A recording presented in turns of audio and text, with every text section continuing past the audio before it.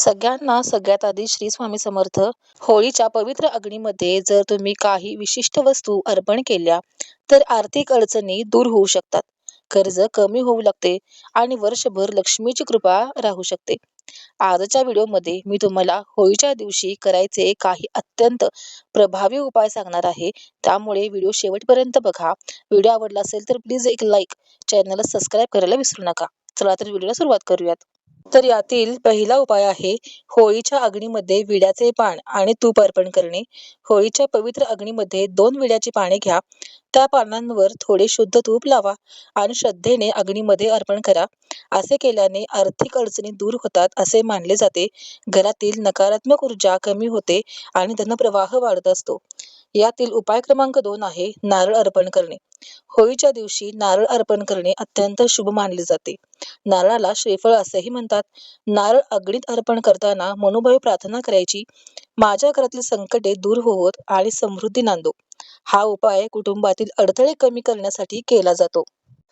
तिसरा उपाय असणार आहे गव्हाच्या किंवा हरभऱ्याच्या ओल्या कणसांचा उपाय. होळीच्या अग्नीत गव्हाच्या किंवा हरभऱ्याच्या ओल्या कणसांचं अर्पण करावं. असे केल्याने अन्न संपन्नता वाढते आणि आर्थिक लाभ मिळतो असं मानलं जातं. शेतकरी आणि व्यापाऱ्यांसाठी हा उपाय विशेष फलदायी असा मानला गेलेला आहे. यानंतर चौथा उपाय आहे 21 गोमती चक्रांचा उपाय. व्यापार वृद्धीसाठी 21 गोमती चक्र होळीच्या रात्री शिवलिंगांवर अर्पण करायचे आहेत. श्रद्धेने हा उपाय केल्यास व्यापारातील अडथळे कमी होतात आणि प्रगतीचे मार्ग खुलतात असं मानलं जातं. यानंतर पाचवा उपाय असणार आहे कापूर जाळण्याचा उपाय.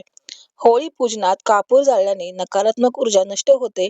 कापूर हा शुद्धतेचं प्रतीक मानला जातो. घरातील वातावरण सकारात्मक ठेवण्यासाठी हा उपाय उपयुक्त आहे. त्यानंतर सहावा उपाय असणार आहे गव्हाच्या कणकेपासून उपद्रव देणारे कीटक बनवून त्यांची आहुती देणे. तर यामध्ये काय करायचं, गव्हाची कणिक घ्यायची आहे आणि घरामध्ये किंवा व्यवसायाच्या ठिकाणी तुम्हाला ज्या कोणते प्राणी त्रास देतात, उदाहरणार्थ डास, उंदीर असतात, साप असतात, यांसारखी प्राण्यांची आपल्याला प्रतिकृती कणकेपासून बनवायची आहे आणि होळी पूजनानंतर होळीच्या अग्नीमध्ये या प्रतिकृतींचं दहन जे आहे ते करायचं आहे आणि विनंती करायची की या उपद्रवी प्राण्यांपासून, कीटकांपासून आमचं संरक्षण करा. यानंतर आहे उपाय क्रमांक 7. हा आहे होळीची राख घरात आणण्याचा उपाय. होळीच्या दुसऱ्या दिवशी थोडी पवित्र राख आपल्या घरामध्ये आणायची आहे. यासोबतच होळीमध्ये जो काही कॉईन आपण ठेवलेला असतो, 1 रुपयांचा किंवा 5 रुपयाचं नाणं आपण जे घालतो, ह्या दोन्ही गोष्टी घरी आणायच्या आहेत आणि ती एका लाल कपड्यामध्ये बांधून तिजोरीमध्ये ठेवायची आहे.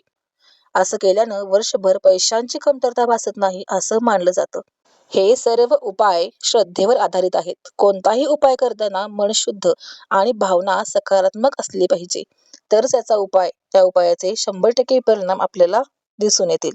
जर तुम्हाला अशी आध्यात्मिक आणि उपयुक्त माहिती आवडत असेल तर व्हिडिओला लाईक करा, चॅनलला सबस्क्राईब करा. तुमचे प्रश्न असतील तर कमेंटमध्ये नक्की विचारा. धन्यवाद. श्री स्वामी समर्थ.